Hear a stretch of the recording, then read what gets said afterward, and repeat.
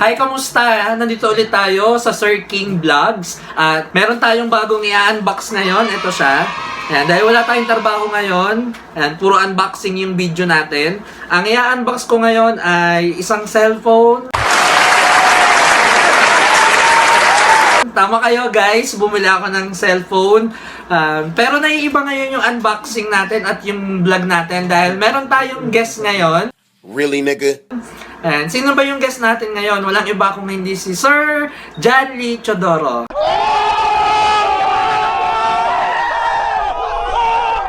Ayan, so hi guys! Welcome po sa vlog po ni Sir King and I'm here po, I'm Mr. Janly Chodoro po. And tayo po ay asamahan si King na i-unbox ang kanyang bagong phone. Ayan, sana all. Yay! May bago tayong cellphone.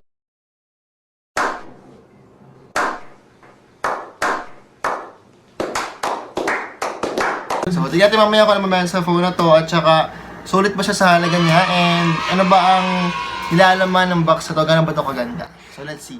Let's go. Yes, ayan, kahit wala tayong trabaho, nakabili tayo ng cellphone. Yeah, boy. Mag-unbox tayo ngayon.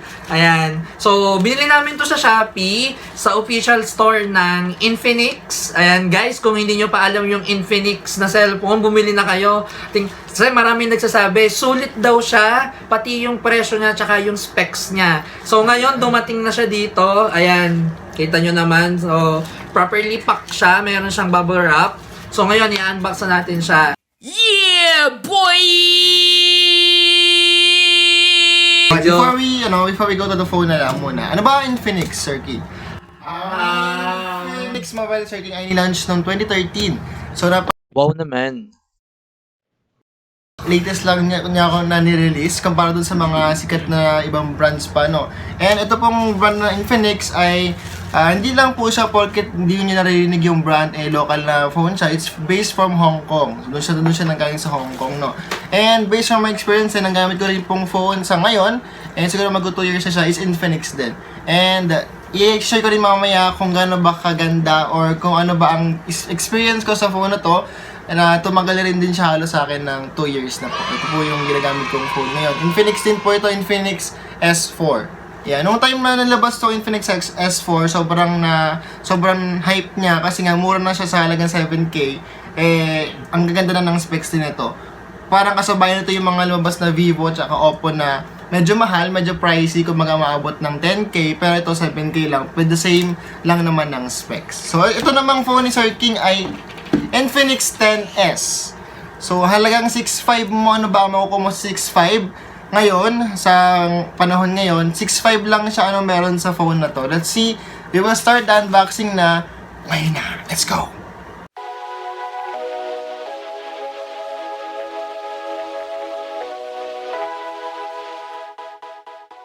Hi guys! Ayan na, unbox na namin ni Sir JL yung Infinix Hot 10S. Ito siya, napakaganda ng cover niya. Natanggal na namin yung bubble wrap. So, ang ganda, box pa lang oh. Mukhang napakaganda niya talaga. Tsaka ang laki niya oh. Para sa 6.5 na phone, mukhang sulit na agad no. Labas pa lang.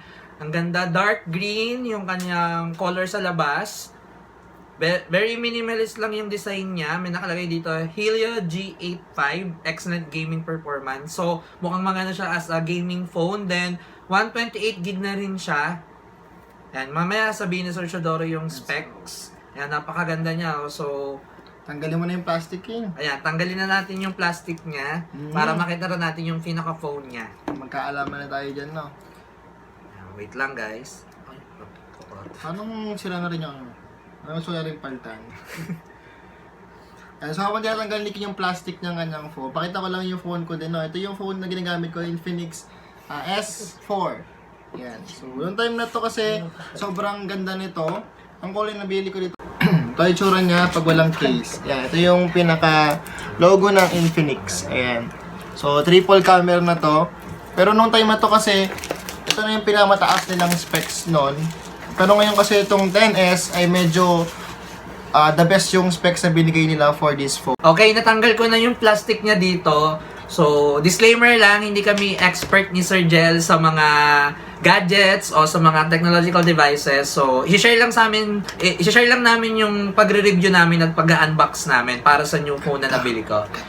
mukhang maganda talaga siya. Ayan. So, ayan. Si Sir Jel naman. Ayan, so tingnan natin sir niya sa likod para makita natin kung ano ba yung mga full specs din itong phone na to. Ayan, so sa hawak ko pa lang, parang ang laki-laki niya na. Ang display po ng Infinix Hot 10s, ang sukat niya po ay 6.82 inches. So medyo malaki na siya, around 7 inches na siya. Malaki niya. Siguro mga hanggang dito to, no? Ayan. So, memory, ang kanya po internal storage ay 128 gig. So, sobrang sulit ito sa halagang 6.5. Ang laki na po ng storage niya, no? Kahit huwag na kayo mag-memory card. Kasi ito akin din, 64 gig lang to. Pero hindi na ako nag-memory card dito. Kaya niya pa mag-COD, tsaka kung ano pa mga application nandiyan na rin. Hindi siya nagdalag masyado. Ayan. Ang kanya pong, RAM ay 6 gig. So, medyo malaki na rin yun. Kaya, less na rin yung lag ng phone. And, tulad na sa unahan nito, ang nakalagay dito ay Helio G85 processor. So, ito po processor na ito nakalagay dyan. Excellent gaming performance. Kasi nga po, ang G85 ay para talaga sa mga gaming phones. So, kahit paano, hindi nga lang siya ganun kataas na processor, pero still, lumalaban na siya para mas mabigay naman sa'yo yung gusto mong dating sa phone pagdating sa gaming, no? Yes, nice yan. Ayan. Connectivity po meron siyang GPS, Wi-Fi, tsaka Bluetooth. Siyempre, meron naman talaga halos lahat naman ng phones. Battery capacity. Siyempre, King, gusto mo din naman. Yan yung maganda. Yun yung gusto natin, Ayan, no? tumatagal. Yung matagal maloobat. Tumatagal ng ilang araw. Kahit Gusto natin yan yung tumatagal. Sana all tumatagal. Ayan. Oo. Ito po ang battery po ito ay 6,000 mAh. So, napakalaki na po ng 6,000 mAh sa isang phone na halagang 6,500. 6,000 mAh siya. So, medyo mahaba-habang oras na din na nalalaro tsaka ng paggamit. At ang kanya pong operating system ay Android 11. So, ito na yung updated na version ng Android, no? Android 11 siya. At ang kanya pong camera sa mga nagatanong din dyan. Front camera po niya ay 8 megapixel lang. Medyo maliit lang siya. Kaso, malinaw na rin naman yun. Pero pwede na, no? Pwede na. Kumpara mo sa mga halagang 6.5 pero yung front nila ay maliit lang. Para sa price, no? Sulit na. Pero yung likod naman, sobrang sulit sa likod. Kasi ang likod niya po ay meron tayong 4 na camera. Wow, 4. Ay, tatlo lang ata. Tatlo lang pala. Triple camera lang pala. Ayan. So, yung unang camera niya, yung pinaka-rear cam niya is 48 megapixel. Yung sumunod po ay 2 megapixel. At saka yung pangatlo naman ay 2 megapixel din naman. So, yun po ay para sa night light. Tsaka sa pag-aayos po ng mga kulay-kulay ng pinaka-feature niya. Yes naman. So, sobrang ganda na rin nun. No? Tapos, meron na rin siyang flash sa likod. Siyempre, para naman pag mag-picture ka ng madilim, kaya niyang bigyan ng liwanag ang buhay mo. No? Wow. Ayan. Parang photography na, no? Sana all. Yan, meron siya po ay capable sa 4G. Yung nga lang, hindi pa niya kaya magbigay ng network na malakas for 5G. Hindi pa niya coverage yun, pero hanggang 4G lang siya. Pero sa price, sulit na yan, no? Yes, sobrang Hindi ka sulit nalugi. ito. Tsaka yung display nga, kasi sobrang laki niya nga, 6.82, masarap panood dito ng video kasi sobrang laki ng screen mo. Tsaka yung paglalaro mo dito, as in full screen, walang kahit anong block na makikita ka sa labas. For example, pag gagamit ka ng ganito, yung may mga block sa gilid dito. Wala siyang ganun kasi full screen display siya. As in lahat magagamit mo. Tsaka ito po ay merong ultra smooth display. Wow. Ayan, so napakaganda nito. Ultra smooth. Yung mukha ko, hindi mo ultra smooth. Ayan. Buti pa ito ultra smooth, no? Ayan. And ang kanya pong resolution na kaya is 720 by 1640. So medyo malaki na rin yun. Kung mag-play ka ng video sa YouTube, kakayanin niya pa rin naman yung 1080p. Pero yung 4K hindi niya pa kaya. No? Hanggang doon lang yung kaya niya. Sensor niya, meron siyang G-sensor, E-compass, L-sensor, proximity sensor, fingerprint, tsaka soft gyroscope. Pwede siyang ma-unlock by facial recognition tsaka po fingerprint. So meron na rin siyang ganun. Ang feeling ko ganito rin ang itsura na nasa likod lang din siya. Kasi ibang mga phones ngayon yung mga yung mga fingerprint na sa gilid. Sa gilid na siya. Pero itong Infinix na ito ay ganito pa rin. Ayan, ganyan. Sige, Sir Jel, ano pang hinihintay natin? Buksan na natin yan. Sa'yo dapat ikaw na mag-buksan. Sige, ayan, tingnan na natin kung ano bang itsura niya. Ayan, ito siya. Ayan. Tapos nahulog. No? Pakita mo sa camera kung gano'ng kaganda yung Bubuksan na natin siya. Wow! Mama, saan laki? Ayan na siya, guys. Ayan siya. Ang laki niya. Ang pinang-satisfying yan, yung pagtanggal mo ng ano. Yung laki niya, guys. So, ang tax niya. Ayan, buksan na natin. Ito siya. Ito siya, guys. Ayan. Ang laki So, niya. pakita natin pa. Basahin mo sir yung nakalagay pa rin sa labas. Helio G85 Excellent Gaming Performance. Meron siyang 48MP triple camera. Super Nightscape. 6.82 HD+, Ultra Smooth Display. 90 Hz. Ang battery niya ay 6,000 milliampere, then ultimate game booster. May naka-install sa non-stop kanya, playing. Darlink. Yung Darlink na to ay feature siya ng phone para medyo mas ma-boost yung paglalaro natin. No? Kung meron siyang feature na game mode na kung saan kaya niyang tawag ito? Prioritize yung game sa lahat sa CPU mo mismo para hindi siya mag-lag. Doon lahat pupunta yung performance ng phone mo. Ayan, yun yung ginagawa ng Darlink.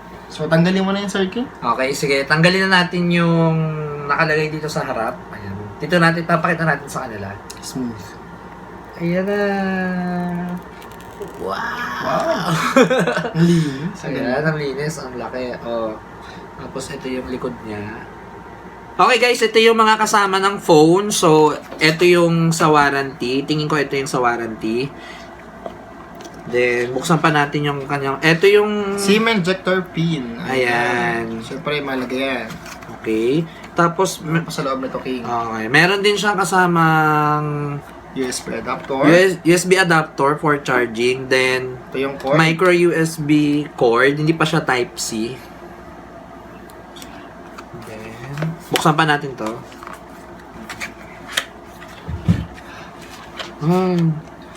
Ayan, kala nyo pera, no? Ayun na yung parang kanlang Join X Club. Ayun kasi yung sa mga Infinix phone kasi may kinatawag ito yung X Club.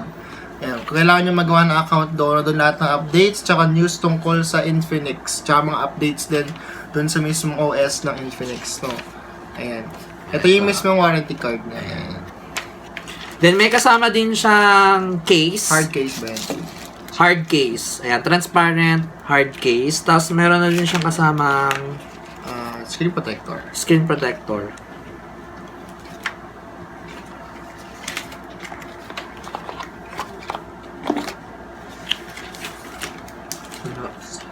Bakit wala? Doon sa video meron. Wala. Alam ko wala. Hindi, pero nakabox eh. Ayan guys, tanggalin na rin natin yung cover niya sa likod na plastic. Dual SIM na rin siya, then pwede mo pa siyang lagyan ng micro SD card per additional memory. Pero kahit hindi na guys, dahil malaki na rin yung memory niya, no? Sulit na siya. Ayan, tanggalin na natin. Ayan. Yung likod niya, meron siyang design na diamond cut. Ayan, kung nakikita nyo, ayan, diamond Anong cut. color pinili mo, King? Color black yung pinili nating color for this phone, no? Infinite siya ng Hot blue, 10X. Ayan.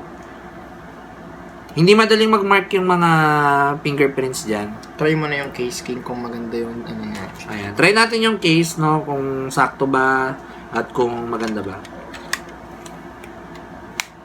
Ayan. Nice. Okay, so meron siyang app na Game Zone. So, pwede mo ditong iset yung laro mo. Ayan, meron siyang settings kung ano yung gusto mong gawin. Maraming pwedeng gawin about sa games. Then, nandito yung games natin na Call of Duty. Ang kagandahan nito sa Game Zone, pwede mong i-turn off yung notifications, messages, tsaka yung mga incoming calls para hindi ka maabala pa naglalaro ka. Ayan, testing natin yung Call of Duty. Call of Duty Mobile. Ayan. 10B10 shipment. Mabilis naman siya. Walang lag. Depende na lang sa internet. Napakadali din niya gamitin. At yung quality nga pala nito sa COD ay naka-medium na siya. Hindi na low. Ang ganda rin ng graphics niya. Mas maganda kumpara dun sa normal. Napakabilis din gamitin. Walang kalaglag. May enjoy mo talaga ang paglaro ng mobile games gamit ng Infinix Hot 10S dahil isa siyang gaming phone. Budget friendly na, murang-mura. Napakaganda nito guys, oh.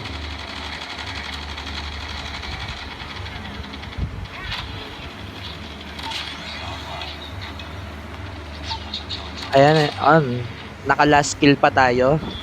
Victory.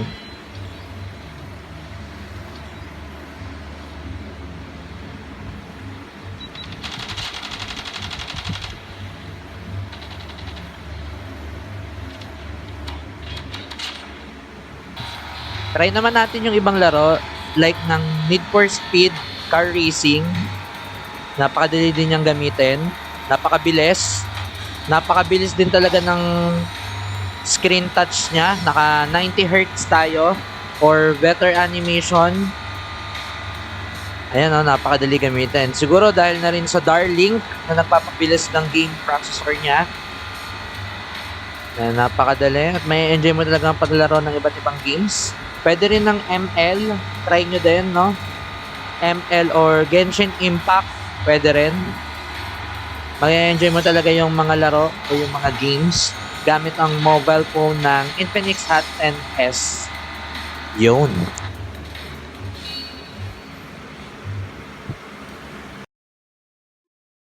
Ito yung rear cam niya, 48MP, gabi yan. Ito naman yung front cam niya, 8MP, napakalinaw niya guys. Ito pa yung other photos na nakuha ko with friends, with Sir Jel and Sir Alex, napakalinaw. Ayan.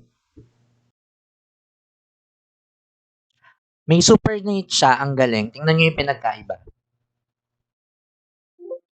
Ayan, naka 90 Hz screen refresh rate siya. Napakabilis niya. And sa Facebook, ayan, kung magbabrowse ka sa Facebook, napakabilis ng response niya. Ayan, walang kalaglag. Ayan, malaki pa yung display, kaya mag-enjoy ka talagang mag-browse or mag-social media. Ayan, kung ililipat mo naman siya sa ibang apps, ayan no, napakabilis ng response niya, wala siyang lag, walang katigil-tigil. Nice. Napakaganda niya, guys. Like and subscribe my YouTube channel.